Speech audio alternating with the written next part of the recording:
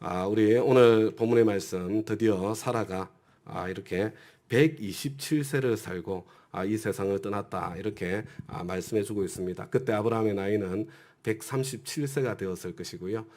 참 하나님의 부르심을 받아서 가나안 땅에 들어왔을 때가 75세니까 그러면 이제 어떻게 되나요? 한 50년 넘는 나그네 인생길을 그 이전에도 평생이 나그네 인생길이지만 나그네 인생길을 마무리하는 그런 상황이 된 것 같습니다. 2절 말씀을 보니까 참 이 아브라함이 사라를 생각하면서 곡하며 울었다 이렇게 저와 여러분에게 말씀해 주고 있습니다. 어떤 기독교인들은요, 우리 가족이 사랑하는 사람이 세상을 떠나서 장례를 치를 때 막 슬픈 마음으로 울고 그러면은 믿음 없다고 그러죠. 천국에 갔는데 왜 우냐 뭐 이런 식으로 참 정말 믿음 없는 사람을 취급을 할 때가 실제로 있는 것 같습니다. 그러나 우리 믿음의 조상 아브라함도 참 평생 함께했던 아내가 세상 떠난 것을 보면서 참 곡을 하며 울고 있는 그런 모습을 보지 않습니까? 우리가 천국에 가는 건 천국에 가는 거고요. 그렇지만 이 땅에서 오랫동안 함께했던 세월 그리고 육신으로 다시 만나지 못하는 아쉬움과 슬픔이 있는 건 너무나 정상적이고 참 얕은 지극히 정상적인 그런 모습이라는 것은 저와 여러분 잊지 않았으면 좋겠습니다.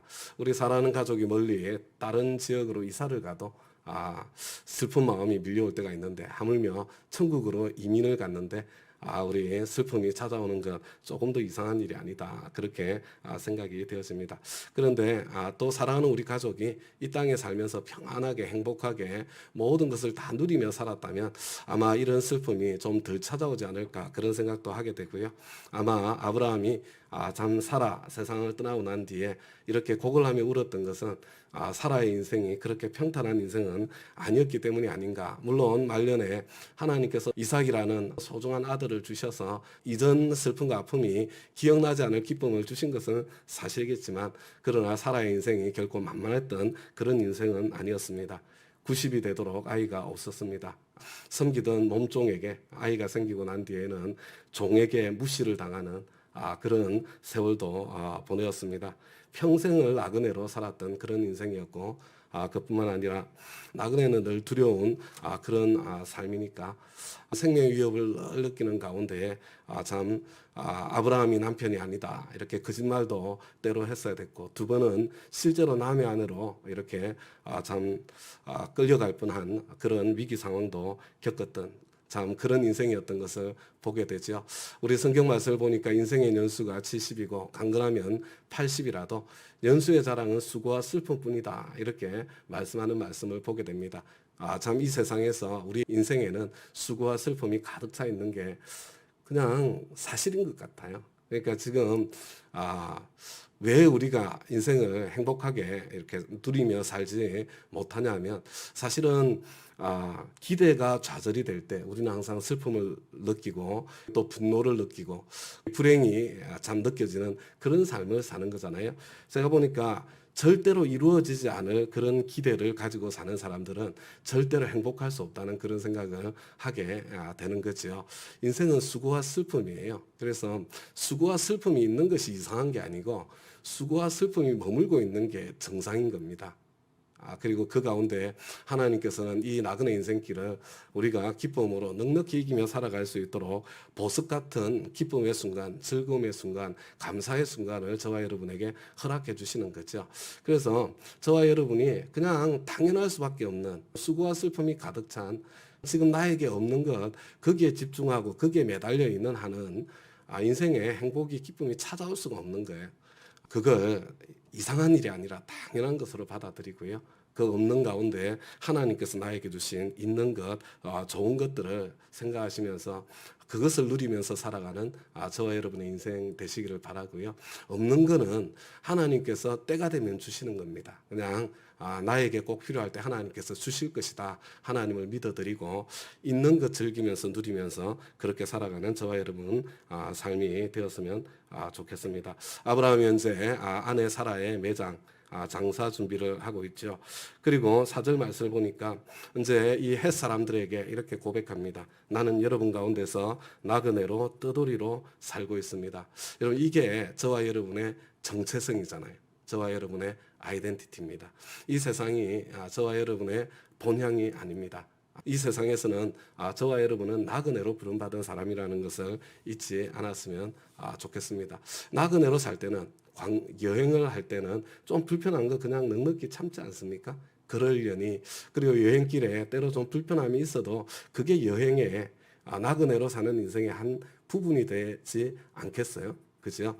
정말 우리가 그 편안한 쉼을 누릴 곳은 우리의 본향이고 우리 안식처로 집으로 되돌아갔을 때 그 스윗 홈에서 내가 그것을 누리게 될 것 아니겠습니까? 내가 이 세상에 나그네로 살고 있음을 떠돌이로 살고 있음을 다시 한번 기억했으면 좋겠습니다. 그런데 이 종류가 여러 가지 나그네가 있지요. 정처 없이 떠도는 나그네. 참 그만큼 피곤하고 힘든 인생이 없을 것 같습니다. 관광 나온 나그네. 근데 돌아갈 본향이 없으면 그처럼 또 힘들고 괴로운 아무리 그 즐거운 여행이어도 3주 이상 이렇게 즐겁게 하기가 참 쉽지 않은 것 같아. 그 정도 되면 좀 부족해도 내 집이 그리워지는 것 같은 그런 생각이 듭니다. 그런데 하나님께서 저와 여러분을 이 세상에 나그네로 불러주실 때는 정처 없는 나그네도 아니요, 관광 나온 나그네도 아니요, 출장 나온 나그네로 불러주셨다는 것, 그것을 함께 기억했으면 좋겠습니다. 저와 여러분에게 이 나그네의 삶에 맡겨주신 사명이 있다는 것, 그것은 다른 것이 아니라 영혼 구원하여 제자 삼는 바로 그 삶의 길이라는 것을 기억하면서 우리 본향을 바라보면서 우리에게 맡겨주신 삶을 열심히 달려갔으면 좋겠습니다. 다음 주면 또 일주일 딱 뒤에 가정교회 평신도 세미나가 있을 텐데 기쁜 마음으로 내가 할 수 있는 만큼 그렇게 힘써서 섬기는 자리가 되었으면 좋겠습니다. 6절 말씀을 보면 참 감동이 됩니다. 지금은 이제 나그네로 떠돌이로 살아온 인생입니다. 본향이 아니지요. 그런데 그 동네 사람들이 지금 매장지를 나에게 파십시오 이렇게 부탁을 하는데 어른께서는 우리가 하는 말을 들어보시기 바랍니다. 어른은 하나님이 우리 가운데 세우신 지도자이십니다. 참 멋있지 않습니까? 같은 민족이 아닌데 나그네로 들어왔는데 그런데 그 지역에 있는 사람들이 아브라함을 향해서 당신은 하나님이 우리 가운데 세워주신 지도자이십니다. 이렇게 그리고 그냥 우리 가운데 있는 매장지를 어디든지 쓰셔도 됩니다. 거절할 사람이 없을 겁니다. 아브라함이 그 땅에서 어떤 삶을 살았는지 그것을 너무나 잘 보여주는 것 같습니다. 하나님께서 약속하셨던 대로 아브라함에게 복을 내려주셨고 그리고 아브라함은 하나님께서 말씀해 주신 대로 그 지역에서 복의 근원으로 다른 사람들이 축복하지 않을 수 없는 삶을 살았던 그 모습을 보게 되고요. 저와 여러분도 서 있는 내 일터에서 아니면 내 가까운 사람들 사이에서 이와 같은 인정과 존중을 받는 그런 사람들이 되었으면 좋겠습니다. 이렇게 나오니까 아브라함이 그 땅 사람들에게 큰 절을 하고 헷 사람들에게 이방인이라고 하더라도 예의를 갖추어서 큰 절을 하고 그리고 또 이야기를 하죠. 내가 에브론 밭을 막벨라 굴을 사고 싶습니다. 그리고 난 뒤에 9절에 보니까 값을 넉넉하게 쳐서 드릴 테니까 그 굴을 살 수 있도록 해주십시오. 이렇게 부탁을 하고요.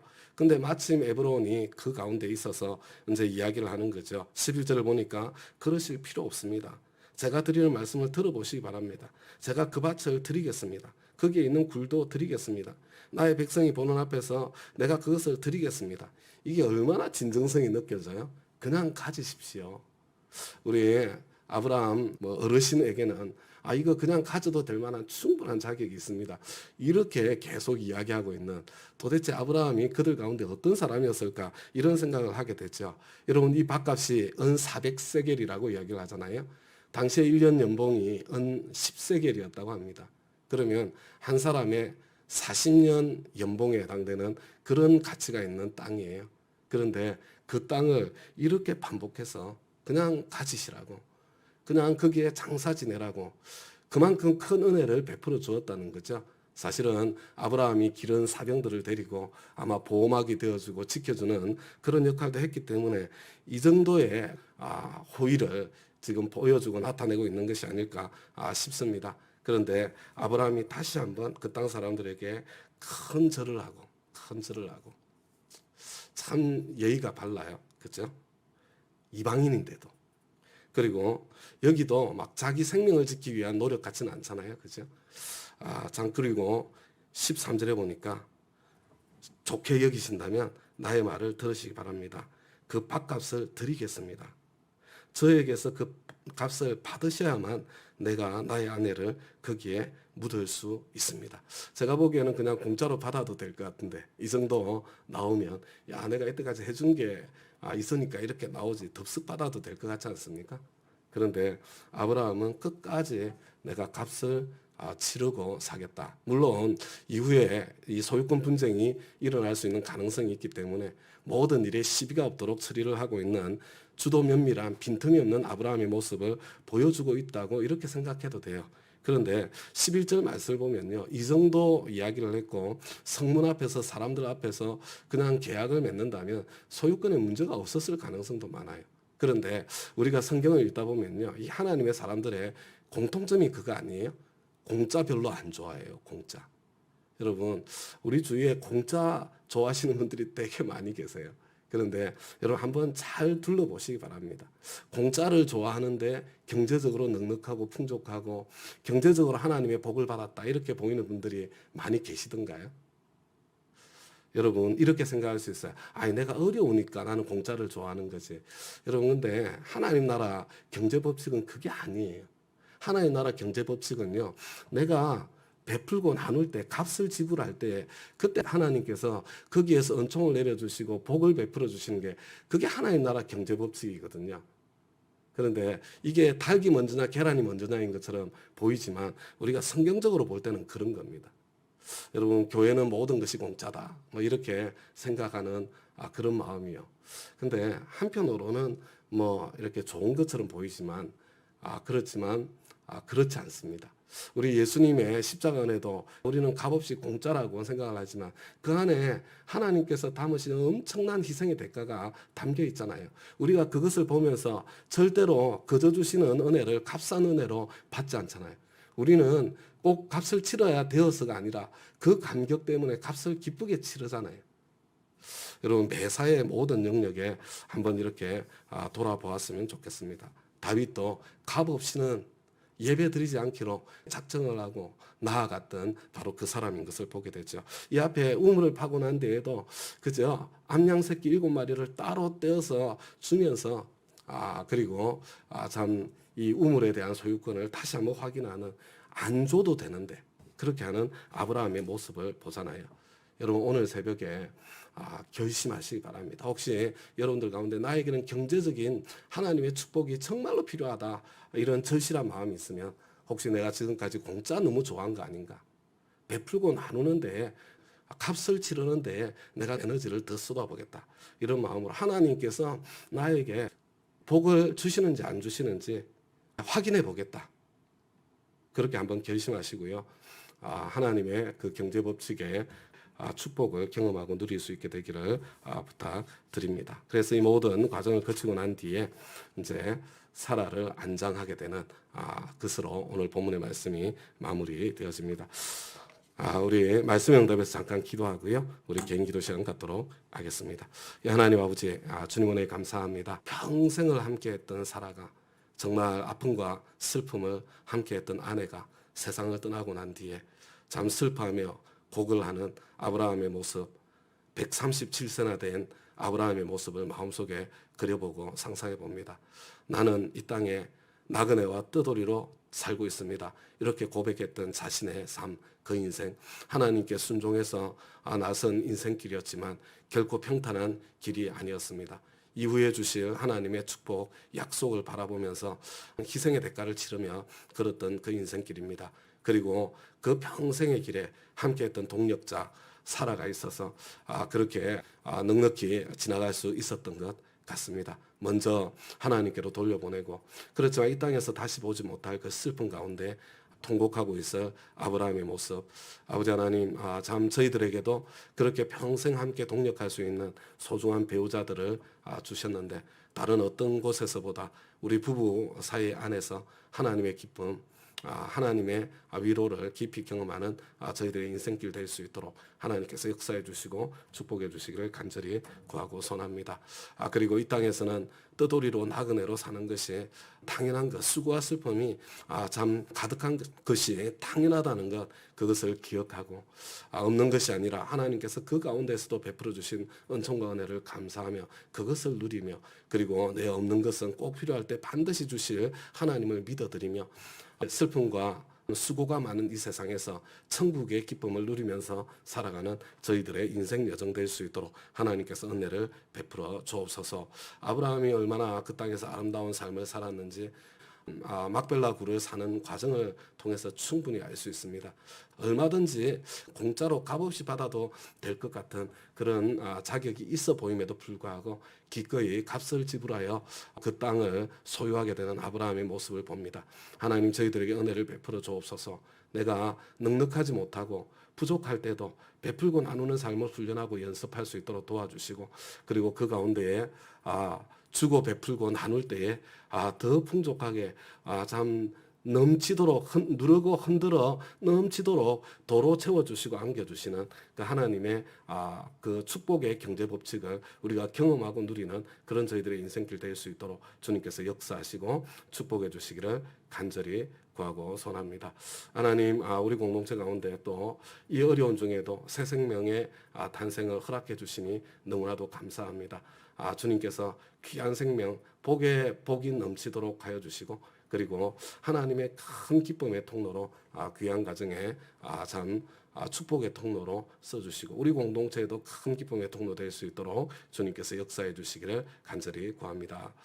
주님께 감사드리며 예수님 이름으로 기도드리나이다. 아멘.